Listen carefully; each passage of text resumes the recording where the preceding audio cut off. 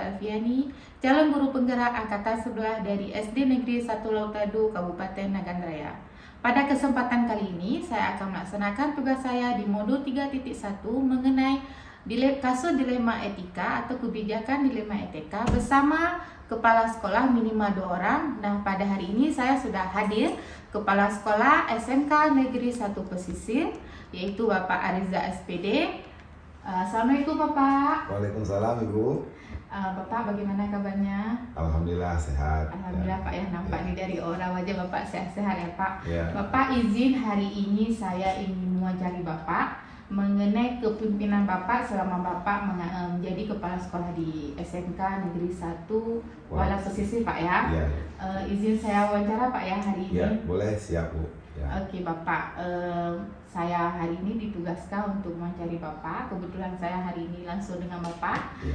Bapak, selama Bapak jadi kepala sekolah atau pemimpin di sebuah lembaga atau organisasi pendidikan, pasti akan ada kasus-kasus atau dilema etika yang terjadi di sekolah Pak ya. Menurut Bapak, selama Bapak di sini mengabdi sebagai pemimpin di sekolah, bagaimana Bapak bisa mengidentifikasi kasus-kasus yang merupakan dilema etika atau bujukan moral yang sering terjadi Pak di sekolah Bapak? Ya, baik, terima kasih Bu. Jadi sebagaimana Ibu sampaikan juga, pastinya dalam setiap instansi itu pasti akan ada yang namanya kasus dilema etika. Dalam hal ini cara kita mengidentifikasi kasus tersebut, tentunya kita melihat kalau yang namanya dilema ini kan benar sama benar lah kita bilang. Jadi otomatis nih yang benarnya, kalau memang yang salah ya bukan dilema namanya ya, antara betul dengan salah. Nah, ketika sudah ada kasus dilema etika seperti ini, maka kita akan lihat antara dua ini, yang mana, yang A atau yang B, seperti itu. Nah, nanti baru kita putuskan. Berarti menurut Bapak yang kalau sudah kategori dilema itu pasti ada kategori A dan B Pak ya, untuk kita putuskan sebuah permasalahan tersebut. Ya, baik Pak, selanjutnya Bapak, bagaimana Bapak menjalankan atau pengambilan keputusan di sekolah Bapak, terutama untuk kasus di mana ada dua posisi, Bapak harus melihat kebijakan dari dua sisi. Sisi pertama menurut Bapak juga betul, di sisi kedua menurut Bapak juga betul. Bagaimana Bapak mencari solusi atas kedua sisi tersebut Pak? Ya. Jadi menyangkut tentang ini kan untuk lebih mudah seperti disampaikan tadi, kasusnya kita bilang, atau kejadiannya, kalau kita bilang kasus mungkin lain. Nah, jadi kejadiannya kan benar sama benar. Nah, benar itu menurut apa? Yang pastinya benar itu adalah menurut aturan. Kalau benar menurut saya belum tentu benar menurut kawan-kawan yang lain. Nah, ini benar menurut aturan, tetapi ya dua-duanya benar seperti itu. Nah, dalam hal ini pernah ada kejadian, itu ada anak kami yang memang hari-harinya itu ke sekolah itu jarang.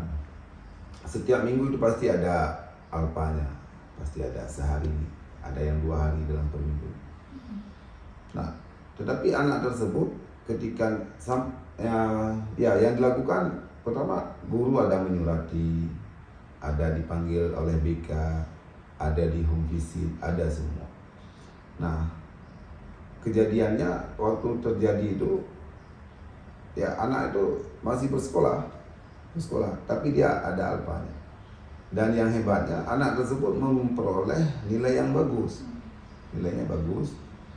Jadi nilai di atas KKM malahan, tuntas, nilainya bagus.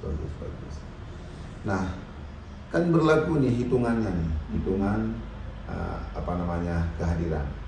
Kan kalau kami di sini kehadiran itu tidak boleh kurang dari 75% untuk syarat kenaikan kelas, dan harus tuntas semua mapel yang produktif dan yang normatif adaptif kan seperti agama, PKN, bahasa Indonesia kan itu dituntaskan.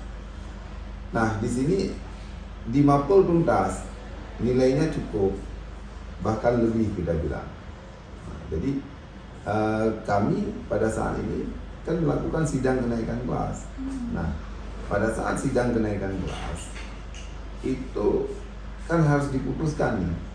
Di satu sisi anak tersebut tidak bisa naik kelas karena kehadirannya di bawah 75%. Tetapi di sisi lain, anak tersebut tuntas dalam semua mapel yang dia ikuti.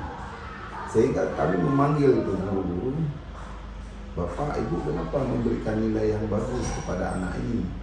Sedangkan anak ini nilai kehadirannya itu tidak mencukupi, tapi kok bisa tuntas. Jadi guru-guru tersebut mengatakan, ya anak tersebut mencukup nilainya, Pak.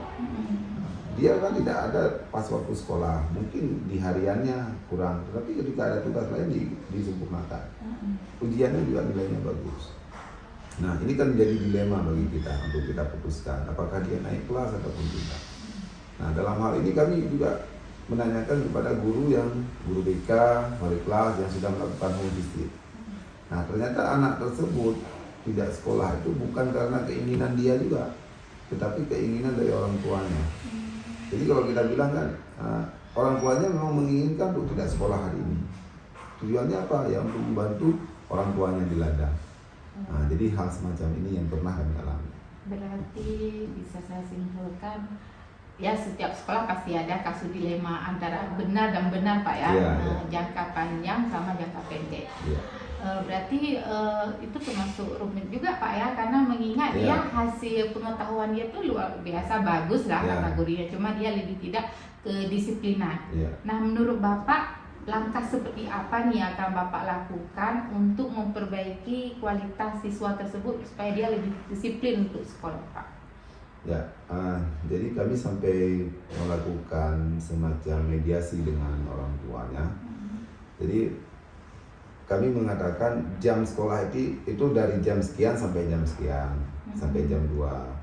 Kalaupun nanti anak ada yang memang harus membantu orang tua, itu kan bisa dilihat di hari libur seperti hari Minggu ataupun di jam pulang sekolah. Jangan sampai anak terganggu pembelajarannya. Karena bisa saja kalau hari ini dia cukup karena memang masih fresh ya. Tapi ketika sudah naik kelas nanti kan bermasalah. Ketika dia sudah magang nanti kan kita di SMK kan ada magang sampai 6 bulan. Itu bermasalah.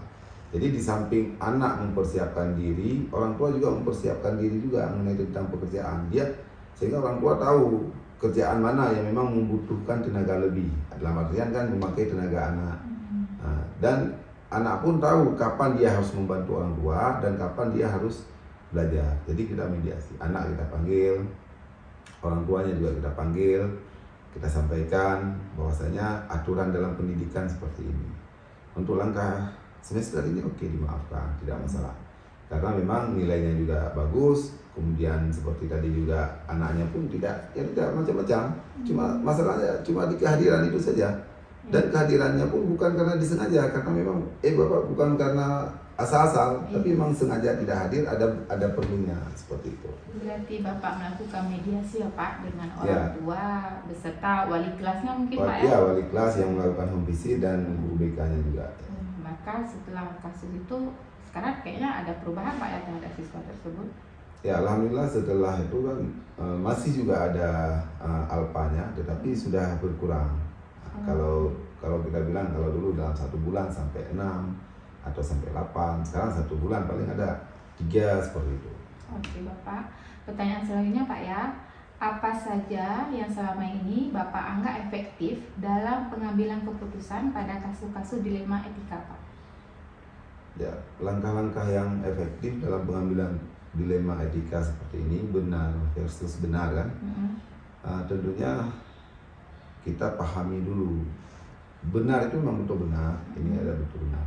Tetapi ada yang namanya urgensi, yang mana yang lebih butuh, ataupun yang secara harus segera, yang mana yang perlu. Nah, itu yang pertama. Jadi menyegerakan antara yang benar ini dengan yang benar ini, yang mana yang lebih membutuhkan. Itu yang pertama. Yang kedua, itu kita tetap melibatkan unsur terlibat.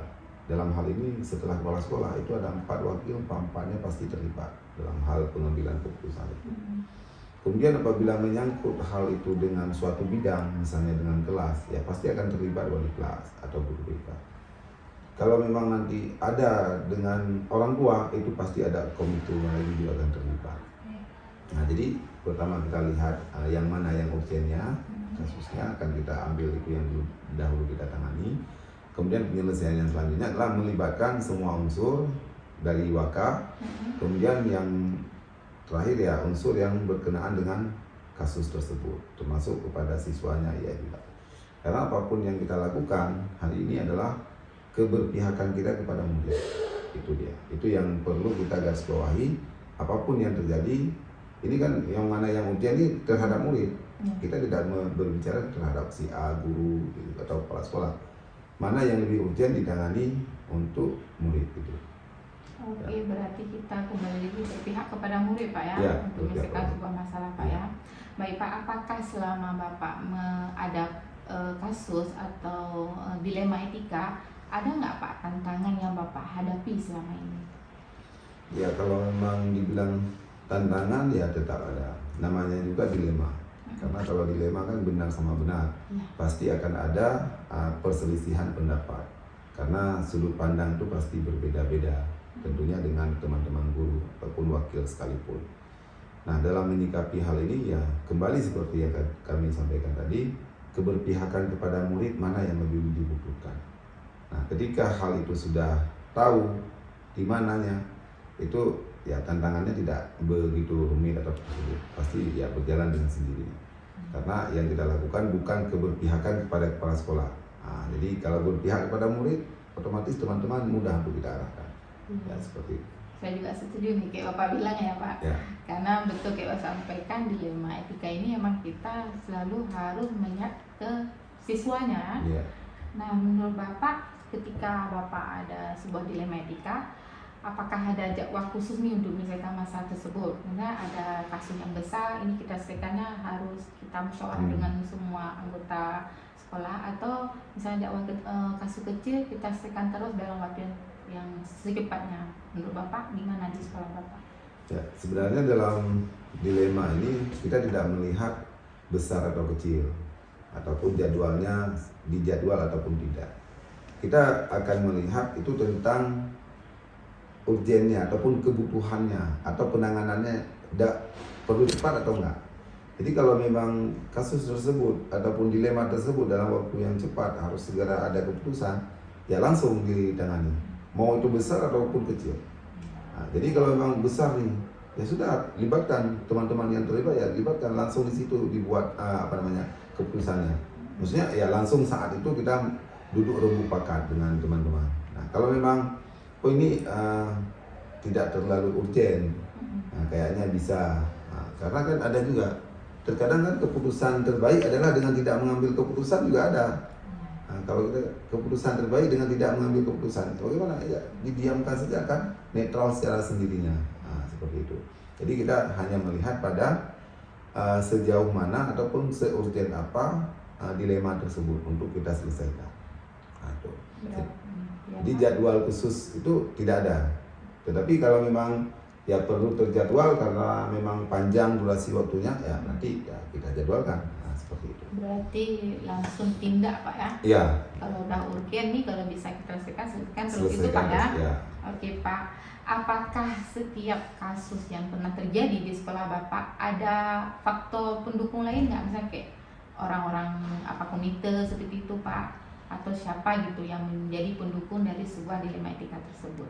Ya, ya seperti yang kami sampaikan tadi, ada yang memang diambil kebijakan dari kepala sekolah, dan ada harus melalui forum, dan ada juga yang melibatkan pihak luar seperti yang kami sampaikan tadi di awal. Nah dalam hal ini setiap ada dilema itu kami pasti melihat arahnya kemana. Kalau ke siswa itu udah otomatis sekali, wakil siswaan pasti masuk, wali kelas pasti masuk, BK pasti masuk, semua wakil juga perlu tahu, itu pasti ada itu, seperti itu. Nah kalau memang bukan khusus dengan seperti itu, misalnya di lain lagi, ya misalnya lebih kepada di prakteknya nih, ya pasti nanti guru produktifnya masuk, guru prakteknya masuk. Bahkan terkadang kalau memang itu melibatkan pihak luar, kalau kami kan ada dunia usaha, dunia industri, kalau memang ke situ lagi arahnya, maka pasti akan terlibat lagi orang yang tempat mereka praktek atau magang. Nah, jadi yang terlibat dalam penyelesaian ini semua pihak yang terkait dengan suatu dilema tersebut. Nah, seperti seperti itu. Oke, berarti Bapak mengikut sertakan semua orang Pak ya untuk menyelesaikan Ya, dilema. ya semua unsur yang terlibat dalam dilema. Nah, Iya, iya. ada juga nanti nggak dilibatkan. Misalnya kayak sapras nih, sapras nggak jarang-jarang masuk, kecuali mungkin ada kejadian papan tulis jatuh terkena anak kan seperti itu baru untuk sapras. Tapi itu belum pernah terjadi. Ya, boleh. Oke Bapak, dari semua yang telah Bapak sampaikan tadi tentang dilema etika, pembelajaran apa yang dapat Bapak petik dari pengalaman Bapak dalam mengambil keputusan dilema etika Pak? Ya kalau memang pelajarannya banyak kan. Jadi kalau di orang katakan kan pengalaman itu kan guru yang paling berharga ya. Nah banyak nih pengalaman-pengalaman yang kami ambil dan banyak yang kita bisa petik. Nah diantaranya begini, dalam melihat suatu dilema itu pastinya kita perlu menyatukan arah pandang kita. Artinya begini, ketika melihat dua buah kasus ini, kita harus berdiri ataupun cara melihat dengan arah yang sama. Jangan nanti misalnya kasus kita bilang yang A, ada orang kawan-kawan yang melihat dari timur, ada yang lihat dari selatan, ada yang lihat dari atas, dari bawah. Kalau itu yang terjadi, dipastikan kasus itu tetap tidak akan selesai, tidak akan tuntas.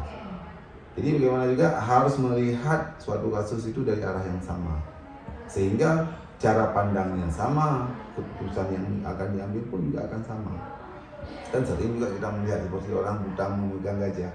Ya tergantung di mana dipegangnya. Kalau di ekor ya dibilang ya gajah itu kecil, dipegang di telinga ya gajah itu tipis. Nah jadi seperti itu. Nah itu salah satu pelajaran yang bisa saya petik. Arti setiap menyelesaikan suatu kejadian ataupun kasus, terutama yang dilema seperti ini, satukan arah pandang dulu. Dari sudut pandang mana mau dilihat, sehingga sama nanti jawabannya. Nah itu satu aja. Wah, luar biasa ya, hari ini saya banyak dapat wawasan baru mengenai dilema etika ya dari sekolah Bapak yaitu SMK Negeri 1 Pala Pesisir. Terima kasih kepada Bapak Ya, sudah meluangkan waktunya ya Pak buat saya untuk hari ini. Jadi itulah adalah cuplikan tentang saya melakukan wawancara dengan Kepala Sekolah SMK Negeri 1 Kuala, dan saya akhiri dengan wabillahi taufiq hidayah. Wassalamualaikum warahmatullahi wabarakatuh. Waalaikumsalam warahmatullahi wabarakatuh. Ya. Assalamualaikum warahmatullahi wabarakatuh. Bertemu lagi dengan saya Mira Afiani. Saya adalah calon guru penggerak angkatan 11 di Kabupaten Nagan Raya. Tepatnya saya mengajar di SD Negeri 1 Lotadu. Kali ini kita ditemani lagi oleh kepala sekolah yang luar biasa ya. Ini adalah kepala sekolah yang juga dulu adalah guru penggerak Bu ya, angkatan 4, dan beliau juga adalah seorang fasilitator ya di Nagan Raya, narasumber juga mengajar praktik lagi luar biasa ya Bu Putriani. Nama beliau adalah Bu Putriani SPD, Kepala Sekolah SD Negeri Kuta Padang ya. Selamat siang Bu Putri. Ya. Apa kabar Bu? Baik. Alhamdulillah Bu Putri, hari ini saya mau minta izin nih sama Ibu untuk melakukan sesi wawancara mengenai modul saya di modul 3.1 tentang dilema etika. Baik Bu Putri, mungkin selama Ibu mengabdi sebagai pemimpin di sekolah ataupun organisasi pendidikan, pasti pernah mengalami dilema etika Bu ya. Pasti ada itu, saya yakin. Nah, pada kesempatan kali ini saya ingin mewawancari Ibu nih, apa sih dilema etika yang pernah terjadi di sekolah Ibu? Dan karena kita mengharapkan dari 4 paradigma, 3 prinsip dan 9 langkah, ada yang terselesaikan dengan kasus-kasus yang pernah terjadi. Menurut Ibu, bagaimana Ibu mengidentifikasi kasus-kasus yang merupakan dilema etika atau bujukan moral di sekolah Ibu? Kalau saya itu kuncinya ini ya, kalau dilema etika itu benar vs benar ya.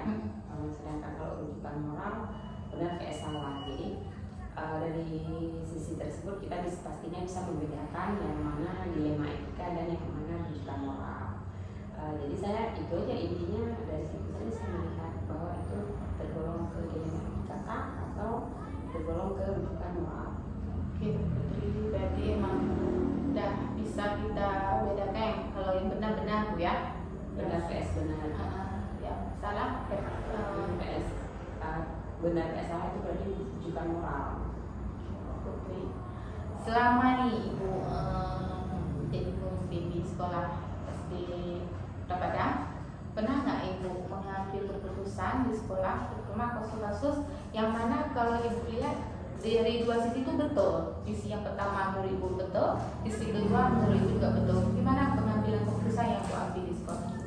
Yang pertama kita tentunya melakukan kesepakatan dulu ya dengan guru-guru yang lain, karena yang namanya organisasi itu tentunya kita tidak bisa memutuskan itu sendiri, tapi kita tetap melibatkan pihak-pihak lain, yaitu guru-guru lain yang tentunya berkaitan dengan masalah yang dihadapi. Jadi saya selalu seperti itu, selalu berkomunikasi dan sharing dengan guru-guru yang lain juga bagaimana sih keputusan yang baik untuk kepentingan bersama. Karena mengingat dua sisi pun sama-sama bisa diambil kebijakan ya. Pernah nggak Bu ada kasus yang buat dilema besar nih, yang sehingga serba salah, sisi yang pertama pun bisa dipakai, sisi kedua pun bisa dipakai? Pernah, tentunya pernah ya. Apalagi kami guru di sini ada sekitar 11 guru. Jadi saya setiap guru-guru itu kan memiliki problemanya masing-masing, punya keperluannya yang berbeda-beda. Tapi tentunya kita tetap fokus pada kebutuhan peserta didik dulu nih, sekolah dulu yang memang harus kita utamakan sekali.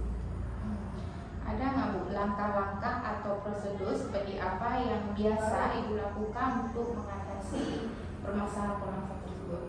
Yang pertama tentunya kita identifikasi dulu permasalahannya itu apa, akar masalahnya di mana, kemudian bagaimana kemudian komunikasi dengan guru, diskusi gitu, sama-sama mencari solusi yang terbaik. Berarti ini ya Bu, mengambil solusi ya? Iya, mengambil solusi dari hasil diskusi dan komunikasi dengan guru lain pada sekolah.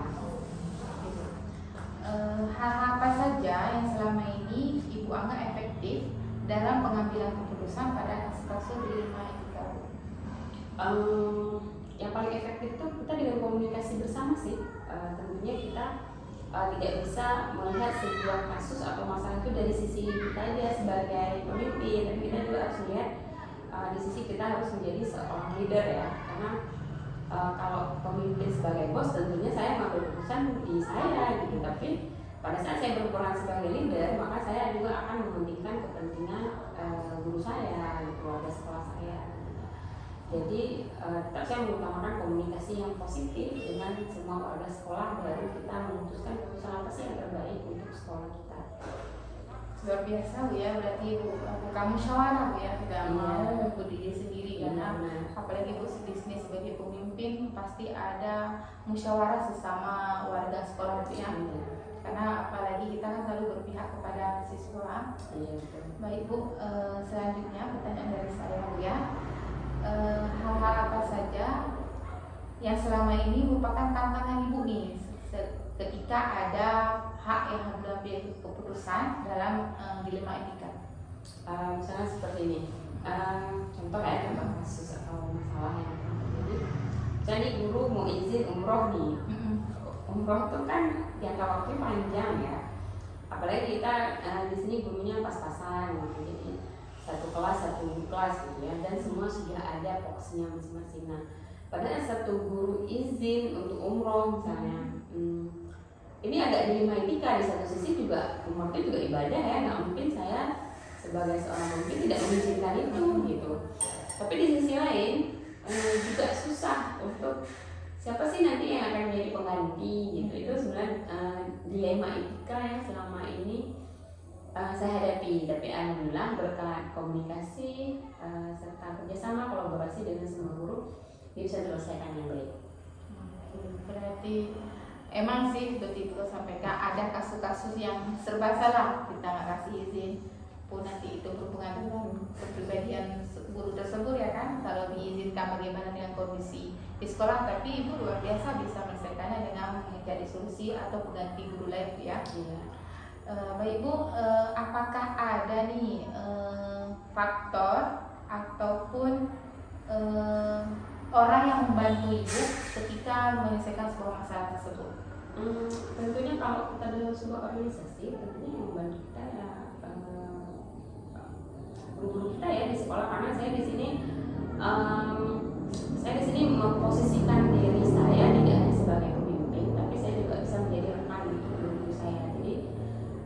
apapun itu saya tetap putuskan secara bersama. Jadi kita terlebih dahulu itu buat kesepakatan dulu, diskusi dulu. Jadi tentunya yang membantu saya di sini ya warga sekolah di sini, khusus guru dan teknik saya. Oke, apakah pernah bisa memanggil komite sekolah? Ada kasus yang lebih besar yang sehingga komite pun ikut serta dalam kasus tersebut? Alhamdulillah kami belum pernah mengalami kasus yang berarti ya, maksudnya yang resikonya itu besar, nggak pernah.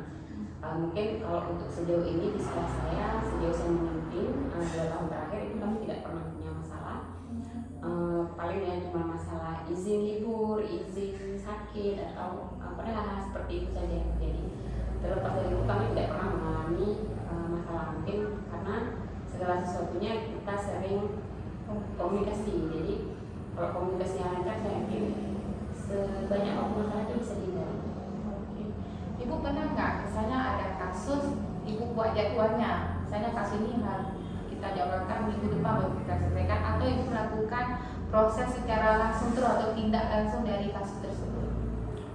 Kalau kasusnya itu urgent ya tentunya harus diselesaikan perusahaan. Misalnya ada kecelakaan bisa jatuh, ya itu kan harus diselesaikan ya, tidak mungkin ditunda gitu. Jadi kita lihat dulu nih kasusnya bisa ditunda nggak, tapi sejauh yang sudah saya lakukan saya tidak pernah menunda-nunda segala sesuatunya itu. Jadi kalau karena insya Allah pun saya selalu ada di sekolah, guru juga rajin ke sekolah, jadi jika ada kasus kita langsung memanfaatkan momen-momen waktu di jam pulang, itu kita langsung diskusi dan selesaikan masalah tersebut. Jadi masalah tidak berlarut-larut. Berarti nggak ada jadwal khusus ya, kalau sudah urgen segera tuntaskan. Iya. Musyawarah dengan guru selesaikan Bu ya. Iya. Nah, apa yang telah Ibu sampaikan tadi, pembelajaran apa yang dapat Ibu petik dari pengalaman Ibu dalam mengambil keputusan di Lima Etika Bu? Oke, selaku pemimpin ya, pada saat kita menjadi seorang pemimpin dia jelas seorang leader, bukan seorang bos. Jadi pada saat kita menjadi orang leader berarti kita punya kompetensi untuk mengembangkan orang lain. Nah, pada saat kita punya kompetensi untuk mengembangkan orang lain, saya yakin orang itu juga akan menghargai kita secara penuh. Artinya begini, diskusi itu penting, komunikasi itu penting, dan mendengarkan pendapat dari warga sekolah itu juga sangat penting. Kalau kita jadi bos, maka segala usaha yang kita, nah itu kita berarti menjadi seorang egois. Disitulah sebenarnya akan timbul banyak masalah yang kemudian kan berat kita sendiri sebenarnya. Karena sejauh ini yang paling saya garis bawahi adalah kita saling menghargai pendapat dari rekan, terlepas dia adalah bawahan kita. Jadi seperti itu sih Bu Mira kalau pengalaman saya selama memimpin di sini, walaupun bisa dilihat ya kalau guru saya itu jauh lebih tua dari saya, tapi alhamdulillah kami tidak punya masalah untuk hal komunikasi karena kami selalu terbuka. Saling menghargai Bu ya. Iya. Luar biasa emang, dari tadi saya dengar Ibu emang sangat terbuka dengan guru-guru ya, tidak ada pembatas antara kepala sama bawahan Bu ya. Iya. Bu Putri, luar biasa nih wawancara saya hari ini, banyak yang saya dapatkannya, inspirasi baru, wawasan baru dari tentang di Lima Etika Bu ya. Mungkin Ibu cukup sekian ya wawancara kita hari ini. Terima kasih Bu sudah meluangkan waktunya ya kepada saya. Mungkin Ibu lagi sibuk ya, tapi Ibu ada waktu nih untuk mengizinkan saya wawancara dengan Ibu. Ibu mungkin cukup sekian wawancara kita hari ini. Sekali lagi saya ucapkan terima kasih. Terima kasih Bu Putri.